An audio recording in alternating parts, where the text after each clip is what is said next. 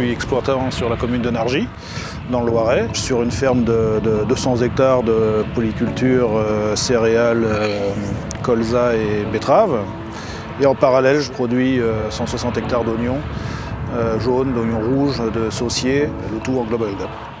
Je suis agriculteur à Trèfle-Laouénan, dans le Finistère. L'échalote représente 10 hectares chez moi et pour la première année, j'ai mis 4 hectares d'échalote ZRP Global Gap.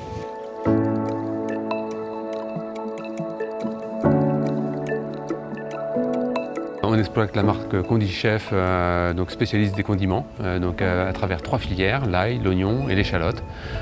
Présent sur tous les bassins de production, ça va de la Bretagne, région centre pour l'oignon, et dans le sud-ouest en particulier pour l'ail. Alors, il y a eu plusieurs démarches qui ont été initiées. La première, ça a été le zéro résidu de pesticides, qui est une obligation de résultat, mais qui n'est pas simple d'un point de vue technique, parce qu'il faut réussir à maîtriser suffisamment son agronomie pour pouvoir assurer cette promesse-là auprès du consommateur et d'en faire la preuve. On est aussi engagé autour de filières bio et autour de Global Gap, qui est nécessaire pour travailler avec la grande distribution. Il y a des valeurs comme le HVE, la haute valeur environnementale, qui commence aussi à prendre du poids au niveau de l'agriculture. On va faire du préventif plutôt que du curatif, arriver à mettre le minimum de produits sur la plante pour qu'elle soit soignée dans les plus brefs délais. En fin de récolte, on a 2 analyses libératoires obligatoires, à 10-15 jours d'intervalle, qui classent le produit en zéro résidu pesticide.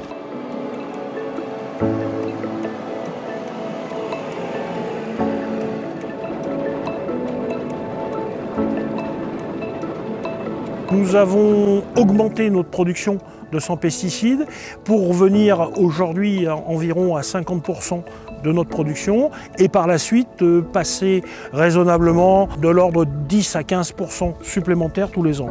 Ceci pour arriver à terme à être à 80-90% de sans pesticides. D'une volonté collective, on est parti sur l'échalote ZRP, qui pour moi est une démarche d'avenir, de par la réduction de produits de traitement et une qualité de produit. Ça représente à peu près 60% de ma sol en oignons, ce qui fait qu'on a à peu près 4000 tonnes de ZRP tout confondu. Nous sommes très fiers de mettre en avant le nom de la gamme nature, zéro résidu de pesticides, agri-éthique, et de l'afficher haut et clair au niveau des consommateurs de manière à maximiser à la fois l'attractivité de nos produits au sein des rayons de la GMS, mais également d'interpeller le consommateur pour lui donner des critères de choix supplémentaires dans le cadre de son acte d'achat. On avait besoin finalement de trouver une bannière commune avec nos producteurs sur quelque chose qui soit beaucoup plus global dans l'esprit de ce qu'on était en train de mettre en place et qui correspond à des besoins soit de distributeurs, soit à des besoins de consommateurs, soit à des besoins environnementaux.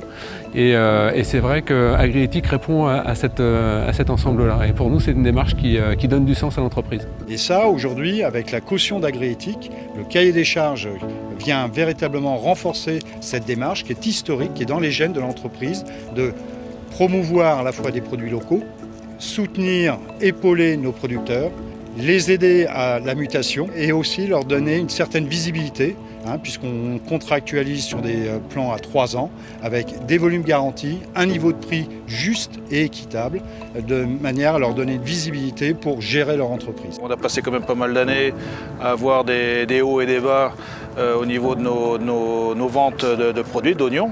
Et le commerce équitable permet d'éviter les extrêmes et d'avoir tous les ans un produit payé à sa juste valeur. Et ça peut aussi nous permettre, nous exploitants, de pérenniser la main-d'œuvre, de solidifier nos outils pour pouvoir continuer à être producteurs de longues années.